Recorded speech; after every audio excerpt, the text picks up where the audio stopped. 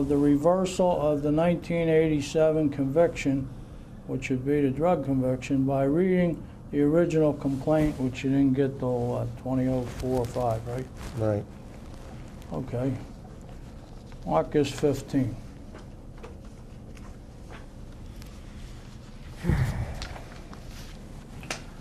Now this is the report you submitted to the governor. And you submitted this report on March 30th, 1991, correct? Well, you in the sense that he's one of the members of the Crimes Commission at this point. He is one of the members, yeah. Yeah. Respectfully submitted, Chairman Michael Riley. Was he a prosecutor in Burlington County, New Jersey? Not that I know of. He's in Pittsburgh. A different guy. Raghavan Kakadrili, Commissioner Allen M. Hornblum, and Manning. You're the commissioners that...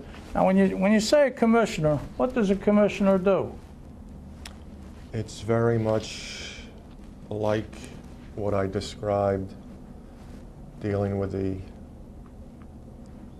board of the Pennsylvania prison, the Philadelphia Prison Society. There's a 5 or 6 member board of commissioners who make policy determination as to what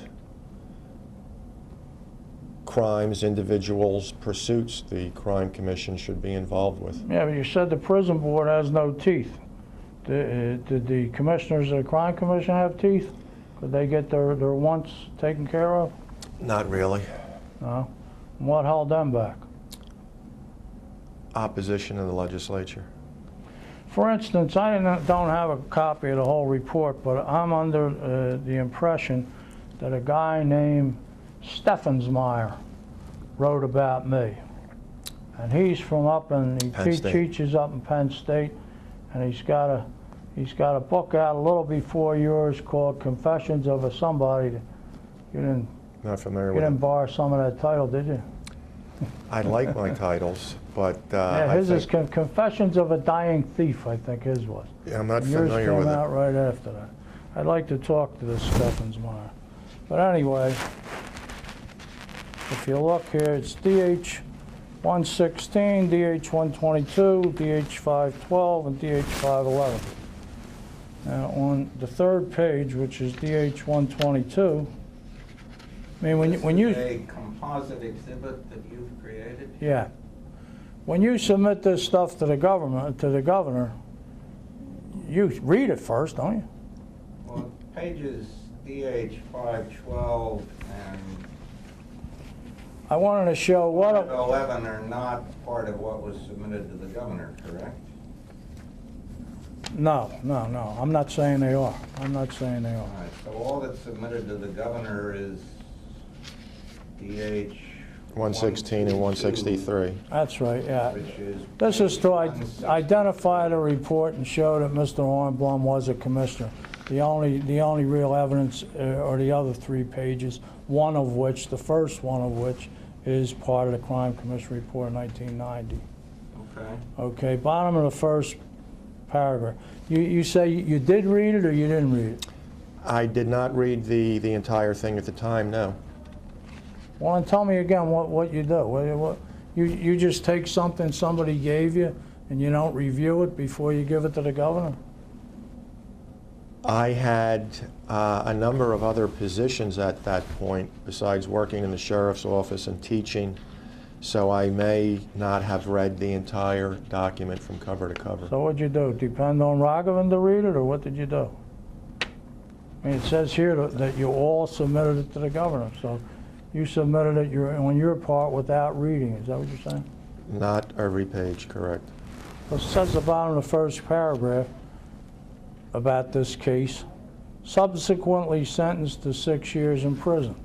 So this is your own report that you were a commissioner of, and you're not aware of it. You say you didn't find this out until the complaint, like 2004. That's correct. You should have been aware of this in 1991. And these 2 other documents that you submitted, what's it say? 512. Berkeley gets 6.5 years in prison on 2 drug charges. Berkeley gets 6.5 years on drug charges. So, in your research, how'd you miss that? I had a tremendous amount of paper, as we were just discussing, a lot of newspaper articles and other documents, and I was not writing a book or a chapter about Mr. Berkery. But it always seems like you err on the side of something that sounds worse rather than something that sounds better. I would disagree with you. This has happened time and time again. I would state that Mr. Berkery has spent a lot of time this morning and afternoon reading things that have been written about him that I could have used in the book if I was out to damage Mr. Berkery or make him the centerpiece of the story. What we're talking about is, you said that you didn't know this till 2003. But here's 2 newspaper articles and a crime commission report that you signed off on that all say it. So how did you not know it? It does not proclaim your innocence. I didn't say it proclaims it. I'm talking about the reversal of the conviction and the resentencing. But 15... Where's the reversal mentioned in page 163, produced as DH 122? 122, it's not mentioned, but it says 6.5 years, and you know 6.5 is not 15, don't you? Are we parsing the difference between 6.5 and 15? Top line, and this is a continued article. Berkery entered a guilty plea last month to 2 of the 12 charges.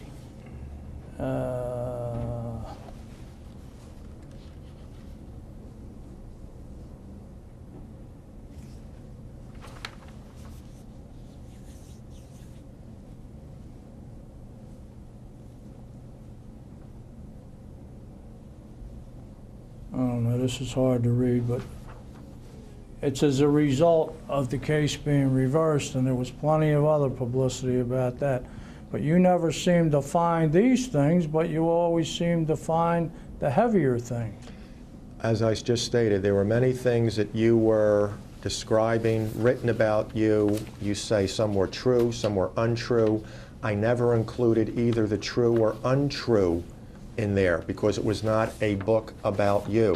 If you will see, all of those descriptions of individuals in the last chapter are all about the same length, a short paragraph on each to bring people up to date. Oh, yeah, well, I would have had to. Let's see what it says in that paragraph. Turn right to it. Berkery was convicted of distributing 24 pounds of methamphetamine, possession of more than 200 gallons of P2P, the contraband used to make drug in 1987. Nothing about the convictions all being thrown out and a plea bargain for 2. Nothing about that. I don't believe they were all thrown out. Why did you do prison time? They were all dismissed on motion of the government. They should have actually all been dismissed because, for one thing, the government held information from us that Ronald Rayton was a murderer out in California right at the same time he was testifying and perjuring himself. But the time was already in, so it was more prudent to take a plea to the 2 counts and forget about it than go through another trial. None of that's in I've here. asked Special Agent Andy Sloan about that, and his account of the Rayton affair is diametrically opposed to yours. Well, I'll tell you something. I have a fella who I don't know. He was sentenced to death, I think, from Rayton.